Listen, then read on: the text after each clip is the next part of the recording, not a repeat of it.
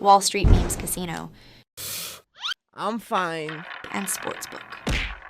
This is Kugan Cassius for IFLTV. It is Friday morning, ahead of Denny and Cash tomorrow night in Birmingham, live on the Zone. Come to support your stable mate, Cameron Vong. Mr. Jack Catterall. Jack, how are you, mate? Yeah, good, thank you. All good down here, Birmingham. Akid Viaz as well, both fighting. Cool, sorry, yes. Both fighting tomorrow night, so come down a couple of days to support them. Two good fights. Akid rematching Kane Baker and Jeff Afori for Cameron Vong, so excited for that. Think about that one, didn't you? The Jordan Flynn fight, which is seems to be one of the most cursed fights that was going to happen in boxing twice now. The fight didn't materialise, and it looks like it won't happen now, will it? With obviously Jordan Flynn's injury here. Yeah, it's one of them. Things happen in boxing. You wish Flynn all the best with his recovery, but Cameron's got to put that fight to bed now. I doubt it will happen. It was a good fight, a fight that we all wanted to watch, but Cameron can't wait about. He's got to move on with his career and what I believe is a tougher fight now on Saturday. Yeah, a few people saying that. Obviously, Jeff Afori, we know about Jeff Afori, is kind of known as a bit of an upsetter. So Cameron, for the relative lesser fights and kind of on this stage of his journey, he needs to be on his toes against someone like Jeff Afori. Yeah, it's a great fight. It's Cameron's fifth fight now. He's had a little break since the last fight. When I say little break, he's been in the gym, learning, developing, and he's looking good, so I'm excited for him to fight Saturday and put on a good performance. It's been, how long has it been? 3 weeks now? Since 3 weeks? Coming up to 4 weeks, obviously, since your night in Leeds. Have you kind of got over it and kind of reflected now back on it? Yeah, I've been back in the gym. It's been a good couple of weeks in our house. We had the fight coming up 4 weeks. We've been married coming up 3 weeks. So it's been busy times, but it's been good times. A lot of time with family and friends, and reflecting on the win, enjoying the wedding. But I know that I'm in a good position now going forward. So I've been back in the gym training, and I'm excited for what's next. Yeah, it was like a mad month of May that you had in your personal and obviously in your career as well. To have all those things happening in a relatively short space of time must have been quite taxing, just like the thought of it all happening. You know what, there was a lot of pressure on it. Initially we had 5 weeks between the original date of the fight and the wedding, which gave us a little more breathing room, but the fight got rescheduled. You can't reschedule a wedding, so we had a week in between that. So I'd be lying if I said there wasn't a lot of pressure on it, but we stuck to the game plan. We did what we needed to do, and it come off, and some couple of weeks we've had. How soon did you watch the fight back after that? After that night. Yeah, we got back Sunday from Leeds, and we watched it Sunday night. Watched it back, and only watched it the once since then. We've put on the highlights, but I watched the full fight back Sunday night after the fight. I mean, the inevitable question with, like I said, on record, you both having a win apiece, is that trilogy. Right now for you, how does that sit with you if that was an option for you? Yeah, listen, I'm open to all options, whatever makes more sense. Fighting Taylor doesn't put me in a better position to go and fight for a world title, I believe, right now. Although it's still a big fight in British boxing. In his eyes, it's 1-1. In my eyes, it's 2-0. So listen, it's up to them if they want to make the fight happen. But right now, my goal and my dream is to pursue a world title and get the fights that put me in a position to fight for a world title later this year.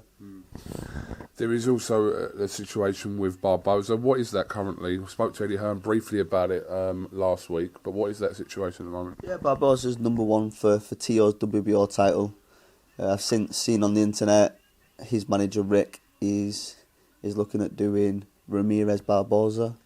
That fight's been an option. It's one that I would like to entertain. It puts me in a good position to go and fight Teofimo later this year. But we're kind of just in the middle of negotiating fights, and hopefully soon we'll have something nailed on.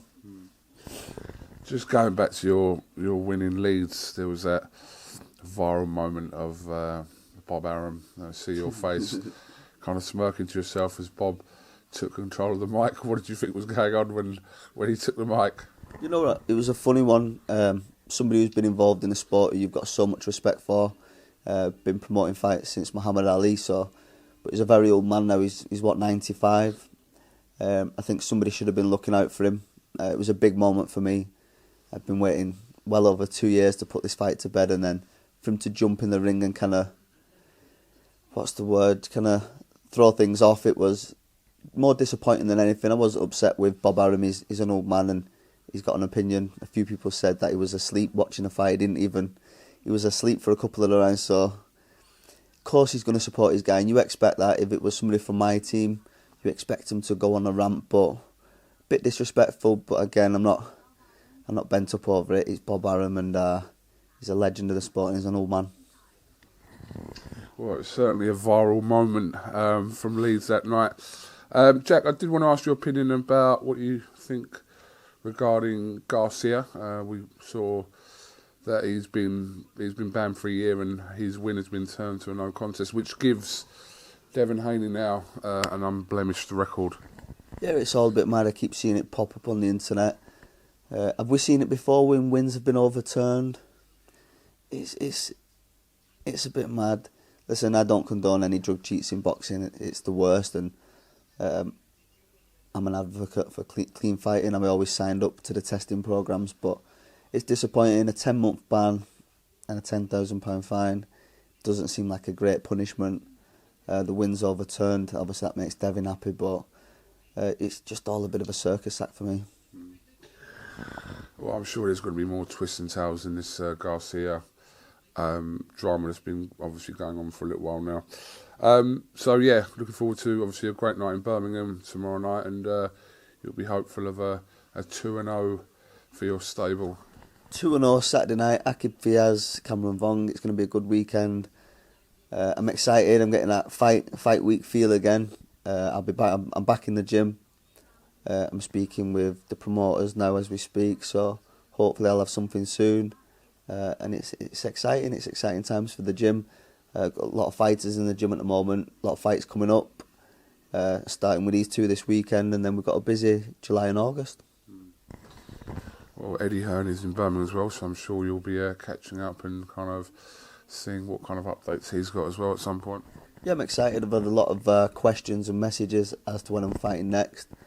And I've had that career where I've been inactive, I've had the delays, the stalls, so it'd be nice now to get these fights in, and people know that I'll fight anybody. I'm ready, I believe in myself, so hopefully we can come to some agreement this weekend and get something done. Okay, Jack, thank you very much for your time, and yeah, we'll wait for your news, and yeah, we'll look forward to a good night here in Birmingham tomorrow night. Appreciate that, Kugan, thank you very much.